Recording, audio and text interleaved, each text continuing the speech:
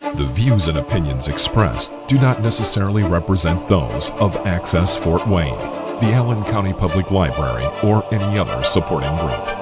Access Fort Wayne is a department of the Allen County Public Library. If you or anyone you know might be interested in making a television show, please call 260-421-1250.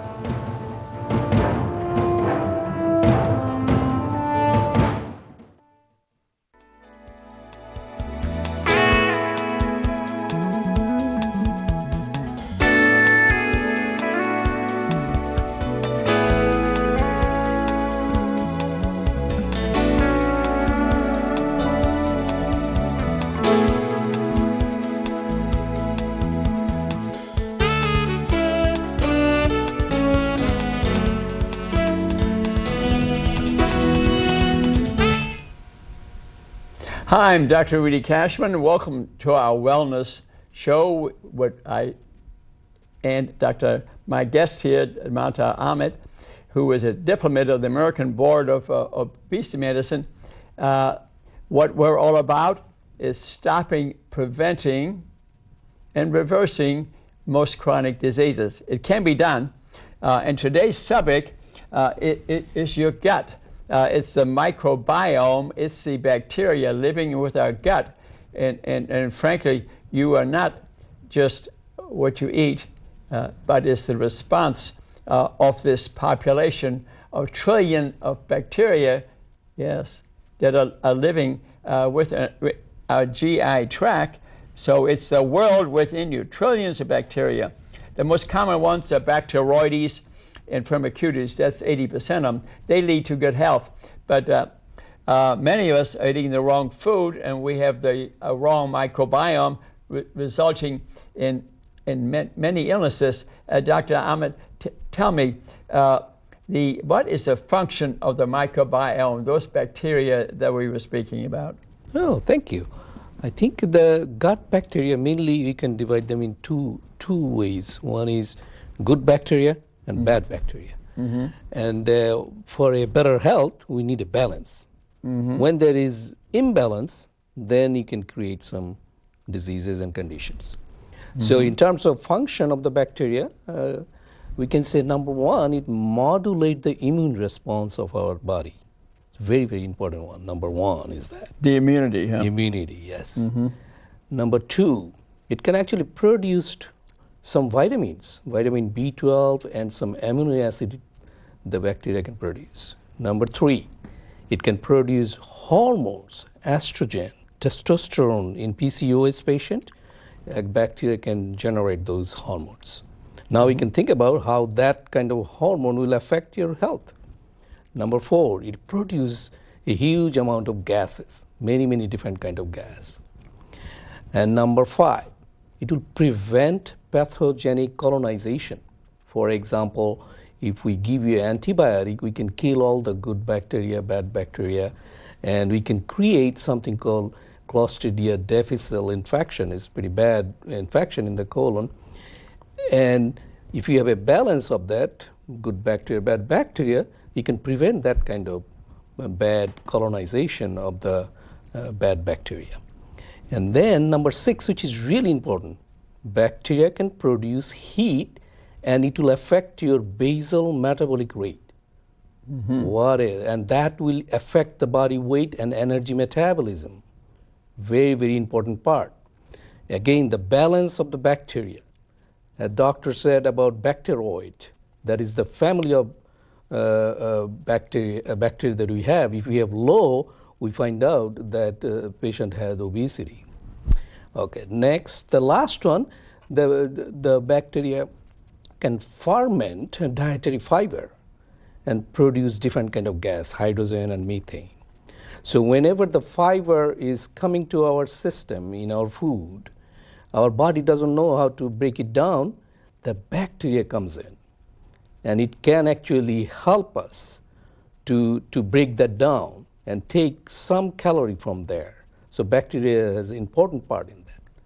In the animals who are ruminator, they may not have cellulase, which is an enzyme to digest the fiber, but they survive because they have special type of bacteria which can digest those food and give them the calorie. In the animal field, when you're producing animal, you give them antibiotic. If you give low dose of antibiotic in the cattle, what happens, you actually create an imbalance of the gut bacteria, and that imbalance lead to obesity and better meat production. That's why in our country there is a overuse of the low dose of antibiotic. Now here the gut bacteria is involved. That is great. Thank you very much for explaining us, because our future with illnesses received really largely dependent on the gut. And a newborn infant is born essentially sterile. They don't have any gut bacteria. And their path through the vagina will give some of the bacteria from the mother, largely lactobacillus, to the infant to start them on the path of proper digestion and bacterial growth. Then the mother's milk secretes oligocytes which supply food to the bacteria in the child's gut. Now, when the child has had a C-section, you can see the problem. They are not receiving the mother's lactobacillus, and now they're starting to give those to children following C-sections, because it affects their health.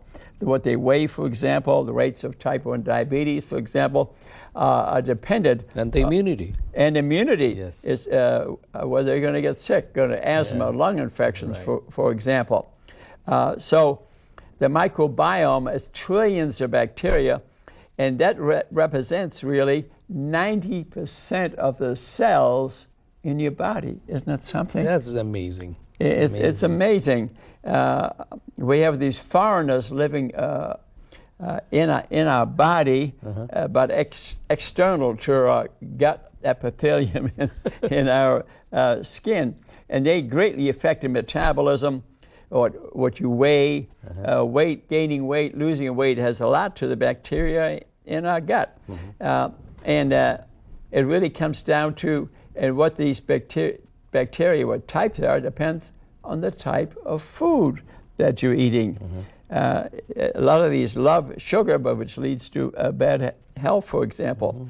And I'm going to, a lot of this information I have out of a book called The Microbiome Diet by Raphael Kachmann.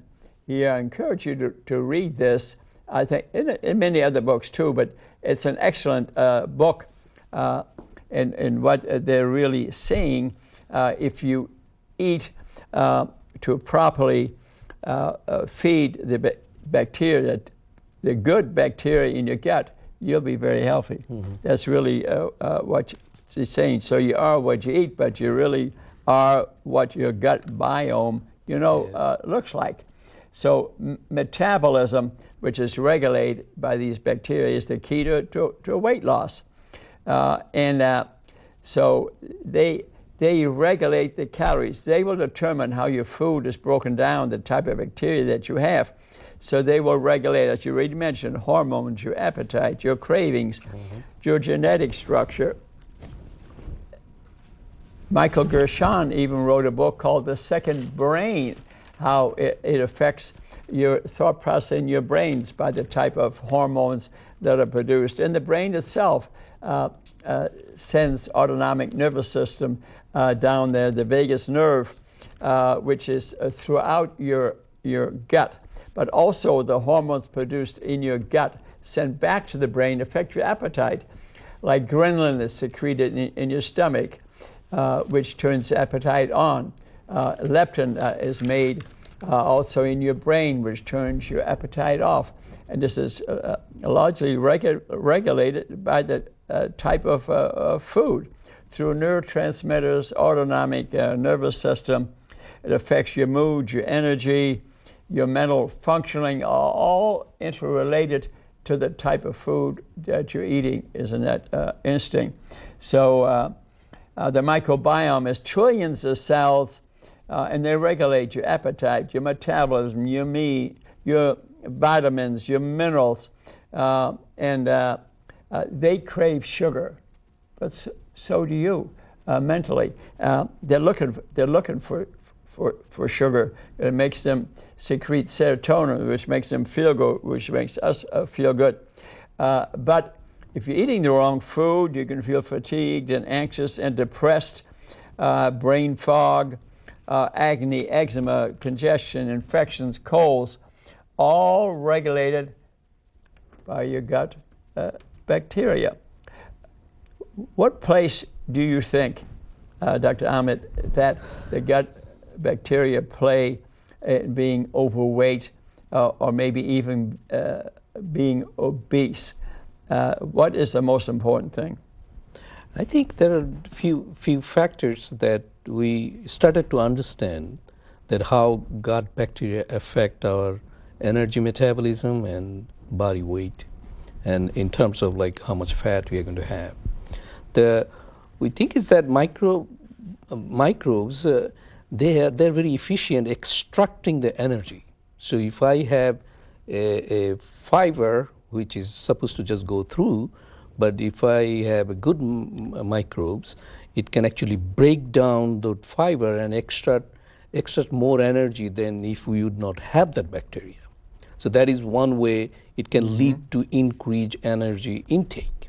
Now the second is the bacteria produce short chain fatty acid from polysaccharides, and they have some of the chemicals they're going to secrete, and that will lead to fermentation of the food, and they will use that as the chemicals, the acetate, to control our satiety and food intake.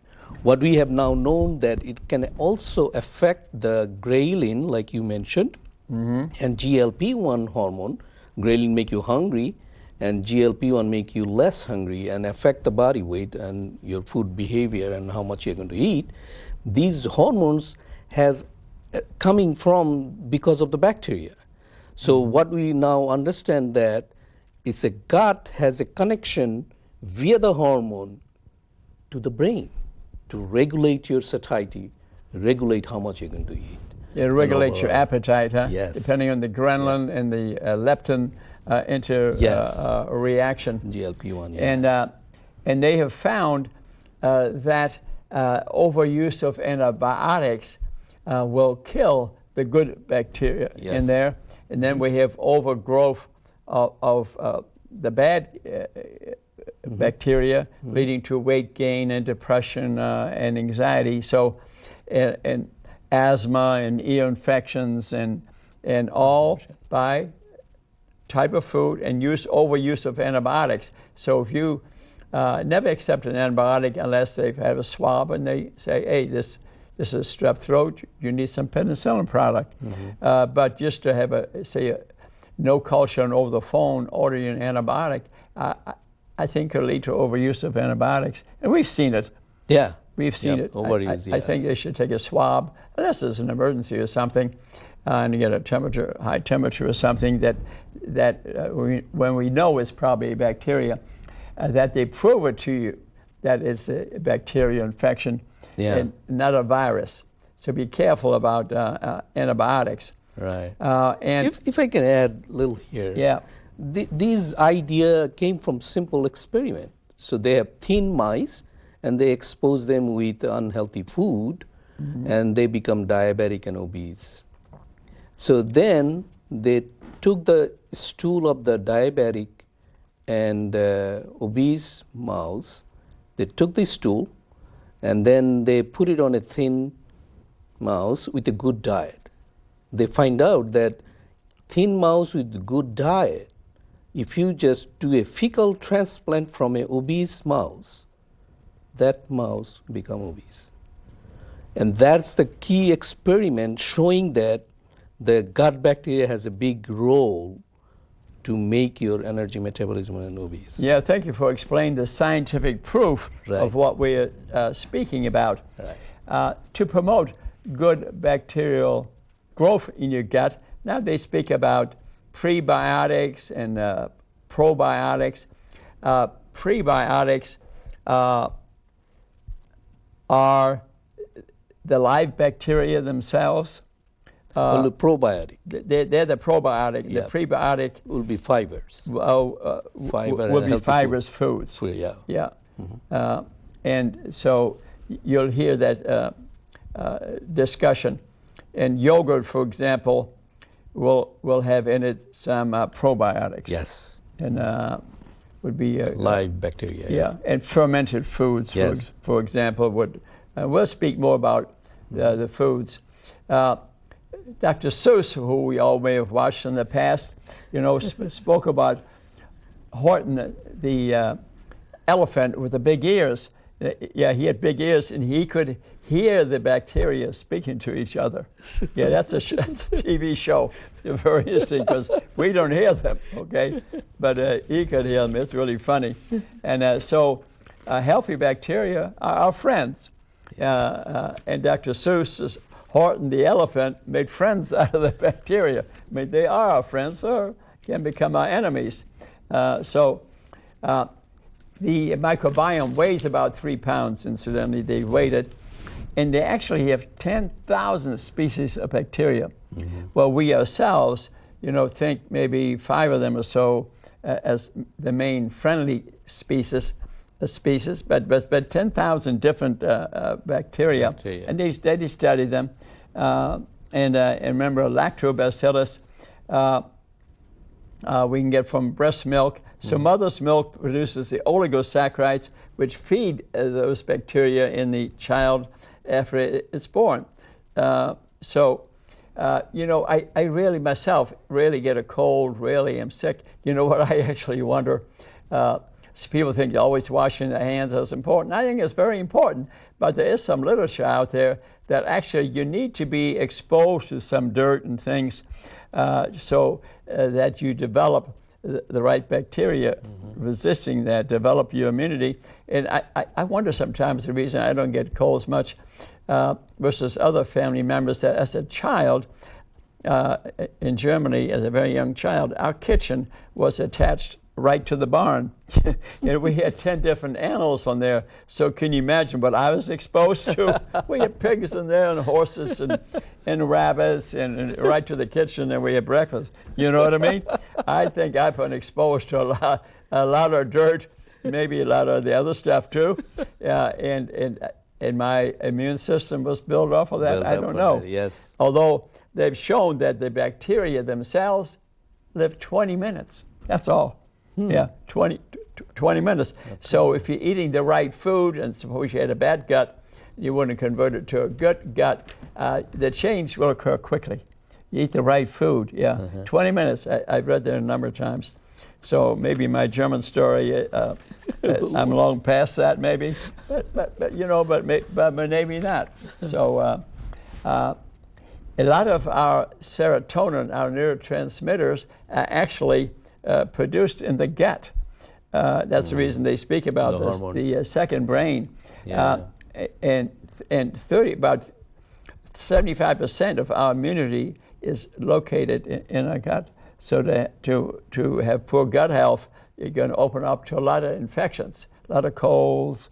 For example, I read Whitewash by Joe Keon about milk, which can affect your gut health. Okay. And kids who drink a lot of milk are very prone to otitis, pneumonia, and asthma, because milk, which actually is meant, cow's milk is meant for baby cows. Yeah, read that book, Whitewash, by Joe Keon. If you drink milk again, I'll be surprised. I'll be surprised. So one reading was that if you change the diet from like a low-fat to a plant diet to a high-fat and high-sugar diet, you need only one single day to shift the microbial flora to a healthier one. Bad one, I guess. Yeah. I mean, just for one single day. One day, yes, you can start to change the biome. Yeah, you and I are in a total agreement on that. So, in a way, it's good news. Start eating 70, 80% fresh vegetables and fruit, and Yes. minimal animal products, you can change this biome Within one day. within one day. Just think of that. Yes. And the road to good health, because type 2 diabetes is associated with poor gut health, and you can start going on the road to recovery within a day or two. Yeah. Yeah, that's along with Mark Hyman, who writes that if you eat right, your blood sugars will drop quickly. So increase the checking your blood sugar if you get diabetes, because you're on the way to improving yourself within hours. Right. So our health has a lot to do with our genome, our DNA expression, but a lot of it is by the gut bacteria's DNA, which is influenced by our food. Through epigenetics, a fairly new science, we're born with maybe our DNA, our future, our genetic code has been written about 5%, 95% based on our lifestyle. So based on what you're eating, whether we're exercising. A good health is from a healthy microbiome is extremely important. So what are we saying? I say, don't count calories. Type of food. That's what's important. And so we don't gain weight in proportion to the calories we're eating, because the bacteria determine the energy we get from the calories, type of food that we're eating. For example, high fibrous food may pass totally to the gut, reach the colon, and then the bacteria in the colon will digest that fibrous food and produce good bacteria which can prevent colon cancer. For example, I know someone was operated yesterday for extensive colon cancer, and that person I know was not eating good food. You wonder what it's something to do with it. Also, they refused a colonoscopy for many years. Mistake. Yeah, get those scope things that you need to get done. But now, actually, they can take the mic. There's a company where you can send them the stool. They send you a thing in the mail, and they send it back. And they actually check the DNA of what you produced, and they'll send you the result in a week. So and it's riskless. You know what I mean? Getting scoped, just run a small risk. Did I say don't get it? No. But that's a choice. That's the way I had it done. People who doesn't want the scope. Who doesn't want it, scope, you can send send the stool to this company, and they do DNA testing. Yes, it's called Cologuard, and some of the insurance pays for it. Yeah, Cologuard is called it, and insurance pays for it. Hey, it's just an alternative. That's what we're saying. And gluten affects gut health too. You have any thoughts on that? Yes. Would you tell us about that a little bit? Gluten, people are sensitive to gluten in some individual. Gluten is kind of like a protein in that food, that starch. And if they have sensitivity to it, they will have a lot of symptoms. It could be tummy ache, gas, diarrhea, sometimes difficulty absorbing food. So it has tremendous effect. Not only those symptoms, whole system may have immunity problem, fighting infection overall. And it can punch holes in your gut, can't it? Yes. Because gluten produces a zonulin hormone, which punches a hole in your gut, and then your food goes straight into the blood system, and then you have a tremendous reaction to it, and you develop irritable bowel and ulcerative colitis and all sort of poor gut health. So I think that's very important. Hippocrates of ancient times said all disease begins in the gut. Amen to that, huh? And that's a statement from Hippocrates. He's the father of medicine. Yeah, the father of medicine. And tell us a little bit what you're feeling about obesity surgery in general. What do you think? This is very interesting topic when I was reading about gut bacteria also. So obesity surgery, what we are trying to do, one is called bypass, which is kind of like an old-fashioned way. that you are bypassing part of the small intestine, you're connecting the stomach, which is become like a golf ball size, and then the later part of the small intestine. That's bypass surgery. You get very good weight loss, but it has a lot of more side effect. And the second surgery that nowadays they're doing is called sleeve. So what they do is take the part of the stomach out. The stomach become like a tube instead of a little sac, and that has less side effect. It has relatively good weight loss. So all these surgery that we have, the doctor used to do band surgery. That's kind of falling out of favor now because of a lot of complication, not above good result on the weight loss.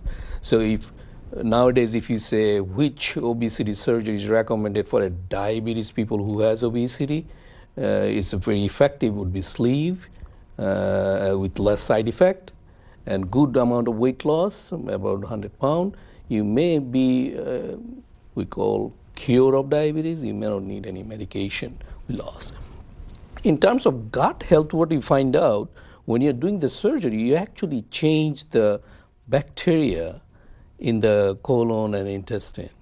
And that has whole different studies coming out that how it changes the bacteria which is involved in the metabolism of our system, creating hormones and satiety and how we're going to energy metabolism. All these are affected after the surgery in addition to that bacterial population that we have. Yeah, you have different bacteria in the gut at that time, and you may be missing some vitamins. That's why they take supplements. Yes. And the last one you mentioned, is that the stapling procedure? We call it sleeve. Sleeve, yeah, but that's what it is. They staple, just cut out part of the stomach. Part of the stomach. But you may not be getting all the nutrients. And yeah, you'll be lacking vitamin B12, iron. Yeah. Those are the most common one. B1 even may be deficient. So we are a prisoner, of our cravings. So your fat is not necessarily your fault. We're a fast food nation. We're eating a lot of fast food, and we're short of time, and it affects your gut health. Definitely. You know what I mean? So it increased the type of firmicutes that we talked about at the beginning. Yeah. It will increase it, and it will reduce the bacteroides. Yeah. And that lead to obesity. It's a ratio between the two of them. Yes. Yeah. So eating the right food can increase or decrease your hunger depending on the type of food that you're eating, right? And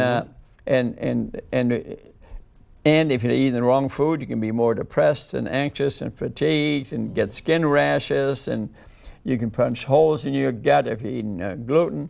You have milk products and have different gut bacteria lead to poor health. So symptoms of imbalance in your microbiome, let me give you a few symptoms: abdominal pain, increased aging, allergies, anxiety, bloating, brain fog, constipation, depressed mood, dry skin, hair loss, headache, infection, joint pains, memory problems, rashes, decreased sex drive, swelling of the ankles, all can be related to imbalance of your microbiome. That coming from that function of the bacteria. Yeah. They have so different functions.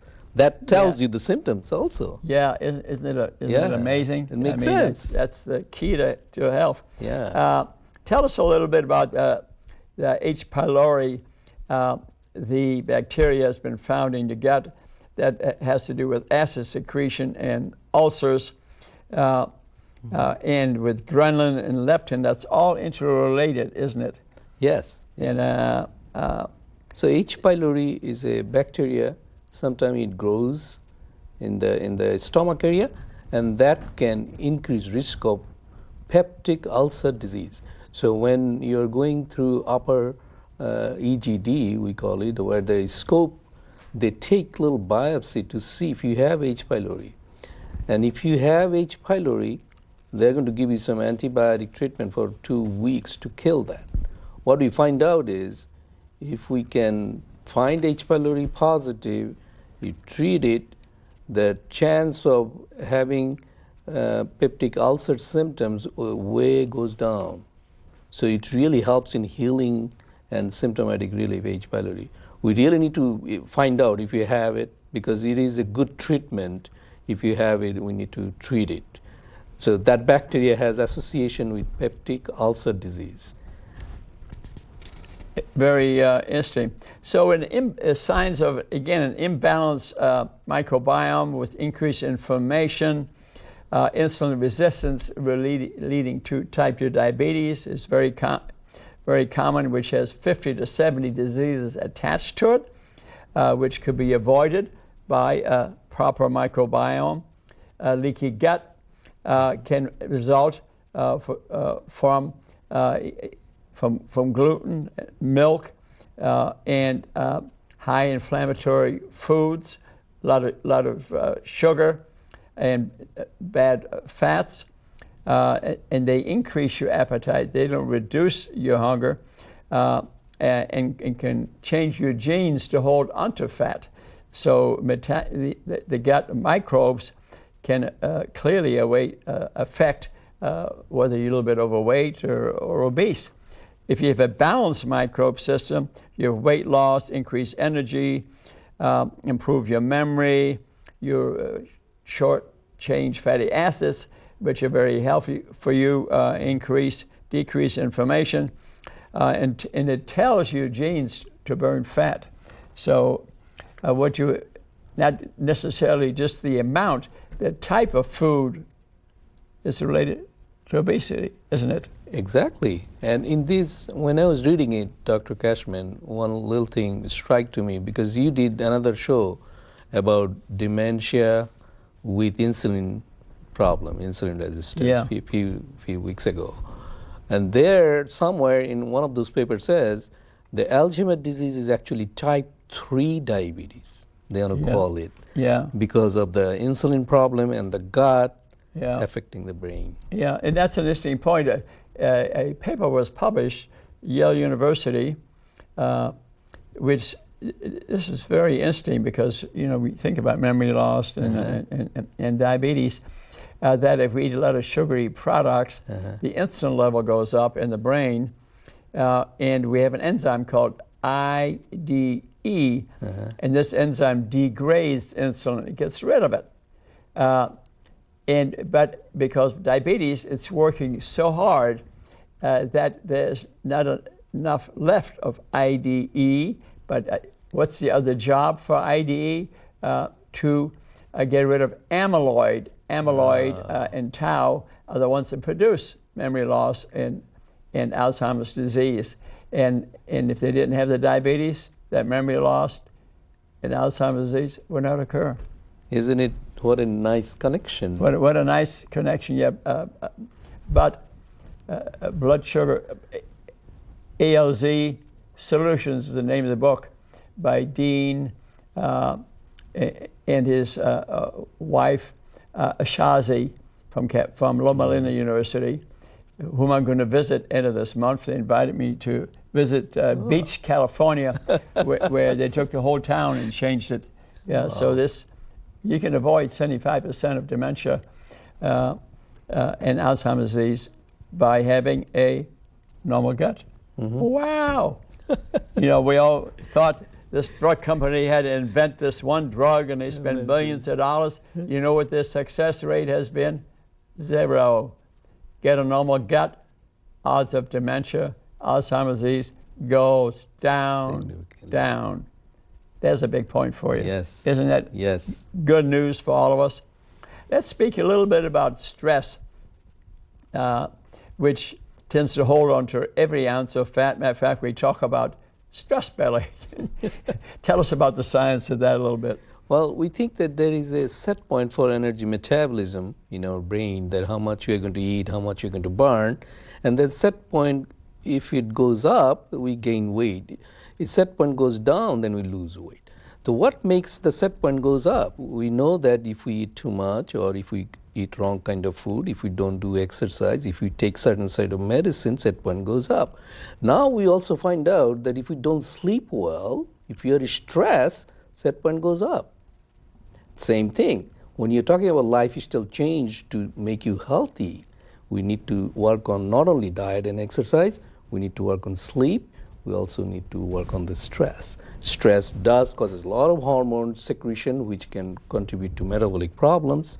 Most of them are in a wrong side, metabolic syndrome type issues. So stress does have a tremendous effect on weight management. And weight management, it causes secretion of adrenaline Yes. and norepinephrine and cortisol. Cortisol thinks the tiger's running at you. And you eat like anything to get energy, and, Yes. and you gain weight. So it's intimately interrelated. The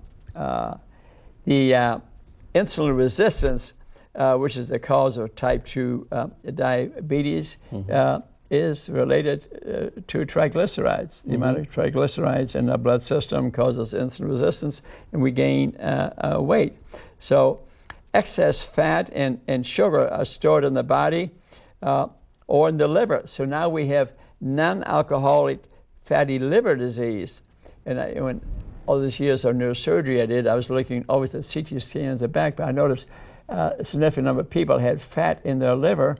And now they're saying that non-alcoholic fatty liver disease is huge, and a lot of people will need liver transplants down the line. Tell us a little bit about that. I think when there is excess amount of fat in our system, some of those fat becomes sick. We call it sick fat disease.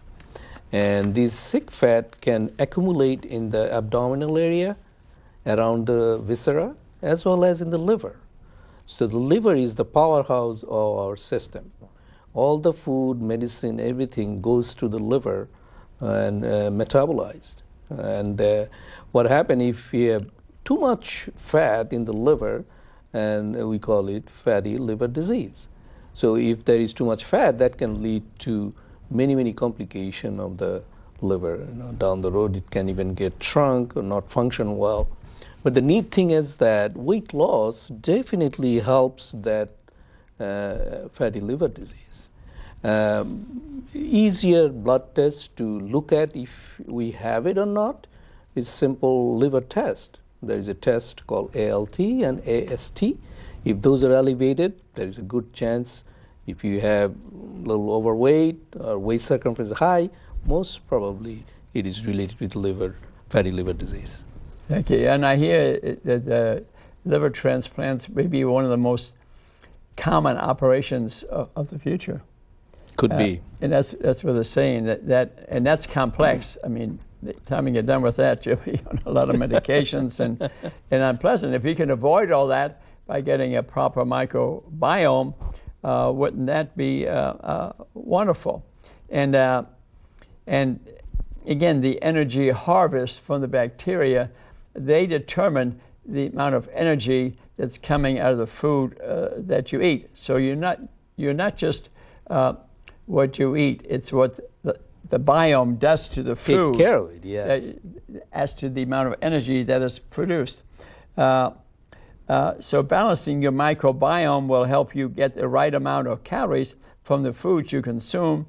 And in this wonderful book by Raphael Kachmann, she also mentions once you get the problem, maybe a month or two, you get your weight or what you're working on, the microbiome, in proper condition.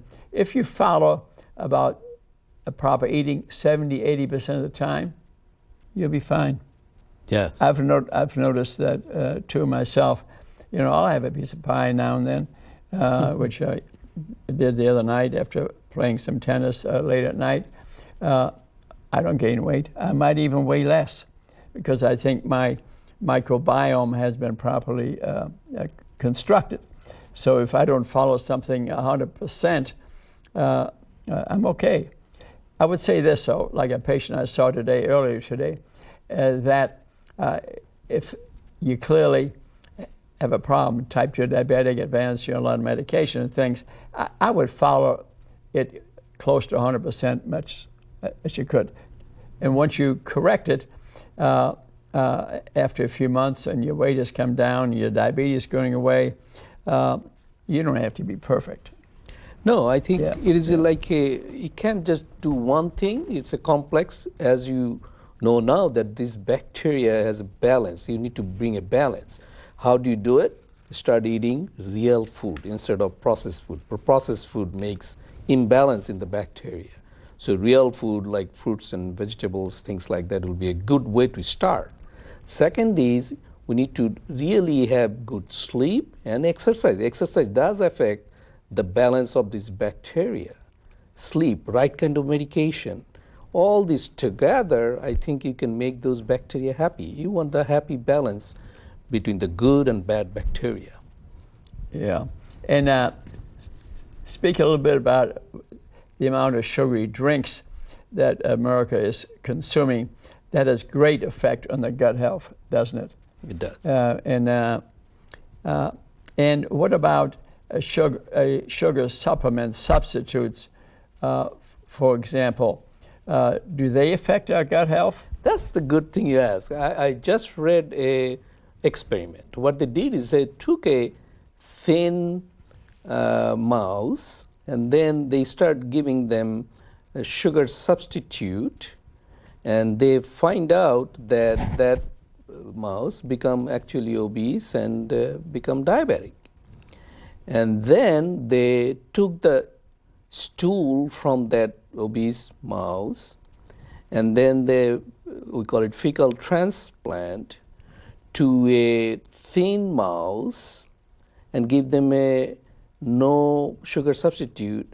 They find out that that mouse who is not taking the sugar substitute become diabetic or obese. So what that experiment tells you, that it's not that sugar substitute caused that obesity. It's actually that bacteria produced in that obese mouse led to that weight problem. Exactly.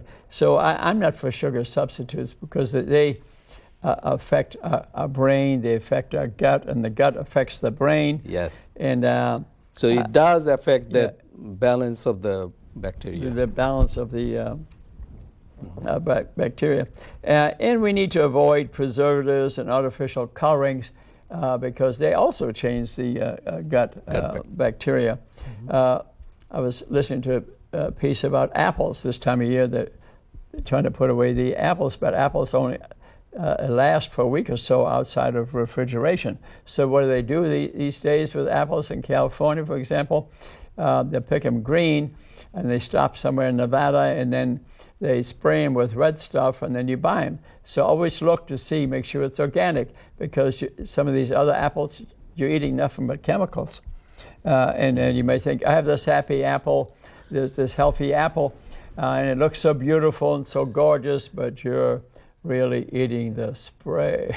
Right. And it's changing, this healthy looking thing is changing your gut. Yeah. So you got to pay a lot of attention whether it's organic or inorganic apples. I've seen it. Matter of fact, don't laugh. I have a woodchuck living under my house. I saw him again today. He's got a wife now and 2 kids, and he's living off the corn I leave there for the deer, and I just, he's my friend. And I fed him 2 different apples. And I fed him one very red apple I had bought, and I bought him that said non-organic, and I fed him an organic one which doesn't look as good. He would not touch, he would not touch the non-organic apple. I laid it there, looked beautiful, did not touch it, because he could smell the spray. Yeah. Is it the same Chuck that did not eat the McDonald's chicken nugget? It's the same guy. He's asking me about, we had a previous show years ago, and I told him about the same guy, still alive, 9 years old now, trying to get a wife, 2 kids, and he wouldn't eat the chicken McNuggets I gave him. That's where I learned out he's a vegetarian. Yeah, and then other animals, the raccoons, they wouldn't eat it. So I think they're sniffing the sprays. So be careful of sprays. Mm-hmm. And so avoid the preservatives and artificial colors. So let's, speaking about the correct kind of fats a little bit, we have omega-3s and omega-6s. We need some fat, all types of fat, but we're eating a diet. These are the essential fat. That means you get to eat them, okay? And they're in the membrane of every cell of your body. Yeah, we now have a heart and lung, and which helps in the circulation system. But years ago, living things, plants and animals, didn't have a heart, didn't have lungs, kidneys, and they send messages to different parts of the body through the omega-3s and 6s because they're embedded in the cellular structure of every cell in your body.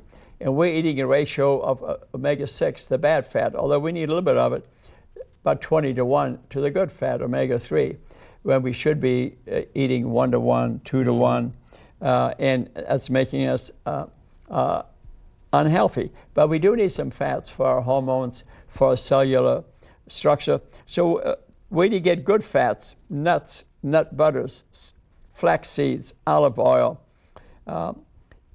certain fruits, certain vegetables, we can get the good fats. Nuts have them, especially to have them as a snack or add them to your to a smoothie. I highly recommend a smoothie every day, and I tell you why. Because you break up the cellular structure of the kale and the spinach and the fruit, and then you may add some curcumin or turmeric, and it breaks it and lets out all the vitamins, the minerals, the phytochemicals. When you drink it through a straw every day, you're fulfilling your nutrient need. Can you imagine the education your gut bacteria are receiving when you have a smoothie every day? Oh my God. And then you were to add to it, say, at least for one of the meals. I had the other day, somebody was serving a 3-bean salad at a restaurant, and they had on them some onions and some broccoli. And can you imagine anything healthier than that? No. I mean, you had that smoothie, good. I ate that for lunch. I mean, that's really providing proper food to my biome. This book here goes, and you might, we don't have time to discuss all that, all the recipes that they have in there, but I noticed that they include snacks also. We need some snacks. It's a good book to read, and in essence, about 3-4 weeks, they're restoring, and they take you through phases. They say the Royal Road to Health, phase 1 to 4 hours. Remove the unhealthy bacteria. Well, you got to remove the unhealthy bacteria. You got to eat the right food, right? Maybe a smoothie every day, but do it quickly. And then replace with proper foods and some prebiotics. That's the proper food, okay? And then re-inoculate with probiotics, fermented foods. For example, sauerkraut would be a good example. And use the nut butters and some nuts. Phase 2 is a metabolic boost, a variety of foods. They removed eggs for a while, at least for the first month or so, because they caused some reaction of, well, it's gluten foods. But then they introduced them again, well, you know, within limits. They even recommend sheep milk, goat milk versus cow's milk. But you don't have to necessarily go that far. Gluten-free, but buckwheat type gluten foods would be okay. So, but you can reintroduce. They take out milk and eggs and soy and gluten for a period of time, but I wouldn't reintroduce milk. How do you feel about eggs? Eggs actually one of the easiest and good protein, I would say. Yeah, you know, they had a bad reputation for a while, but I agree with you. You know, half a dozen eggs, the whole thing. Inexpensive. Not just egg whites, the whole thing. The whole thing actually is healthy. It's not sugar. We need some protein. Yes. Yeah. And patient can afford it because you can Yeah, have expensive so they can afford, you know. Reasonably priced. And I think and it's better if they have it in their backyard. Yeah. I have it in my backyard.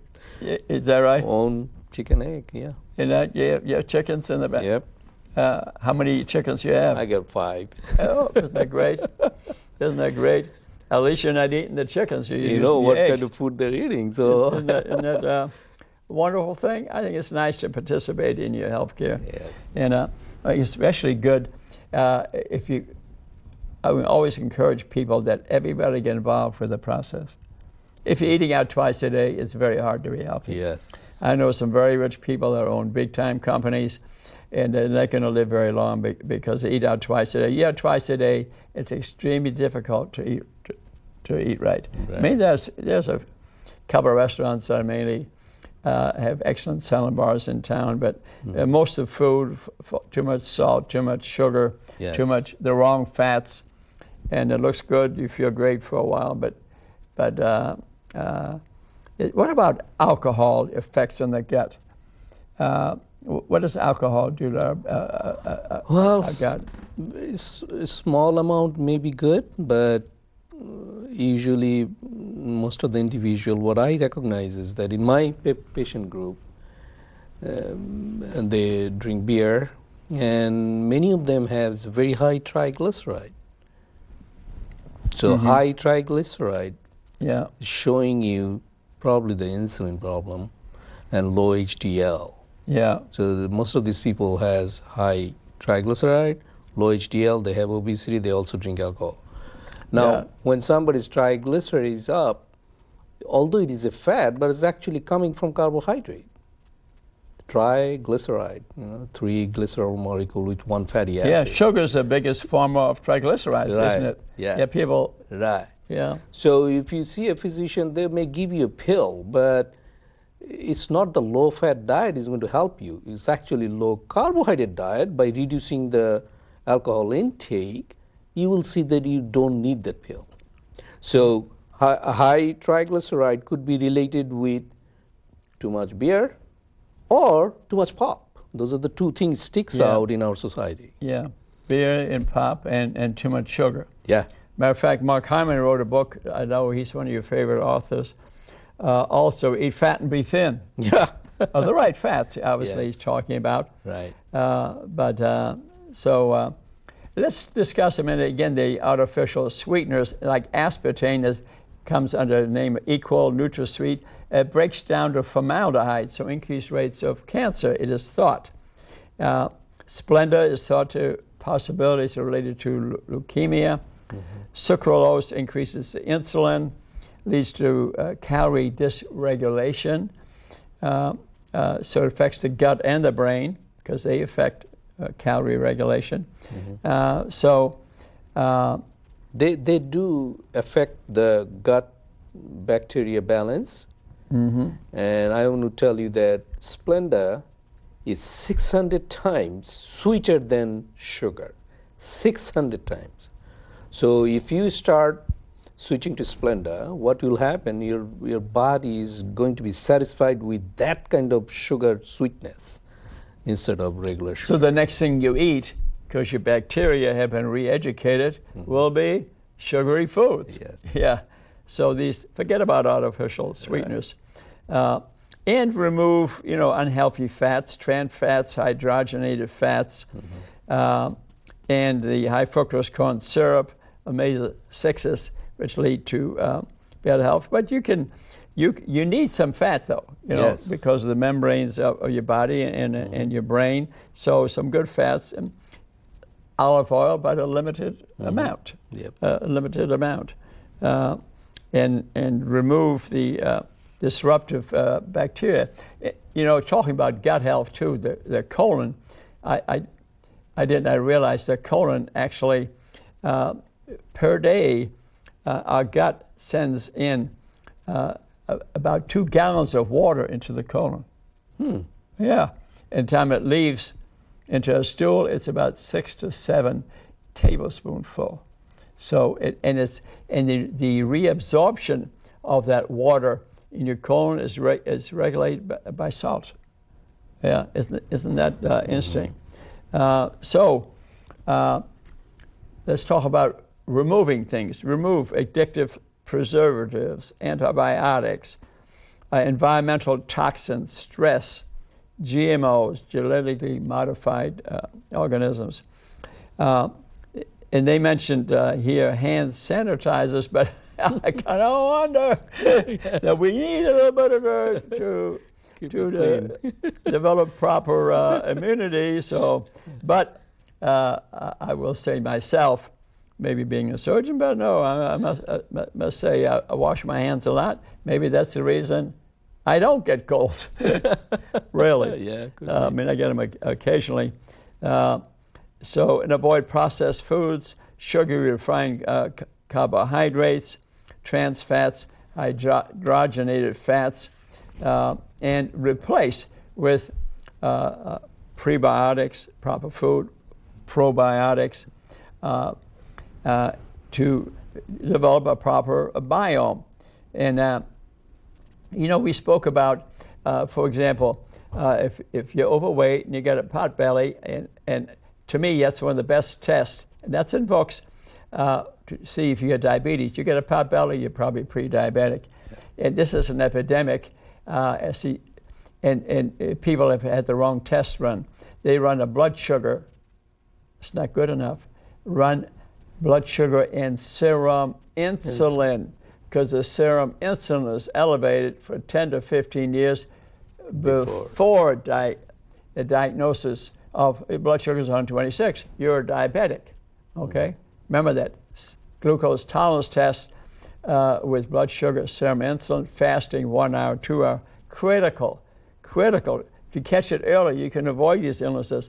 A lot of the illness can occur in pre-diabetes. So what are some good fermented foods? Sauerkraut. I ate a lot of that as a kid. We grew it in the backyard in Germany.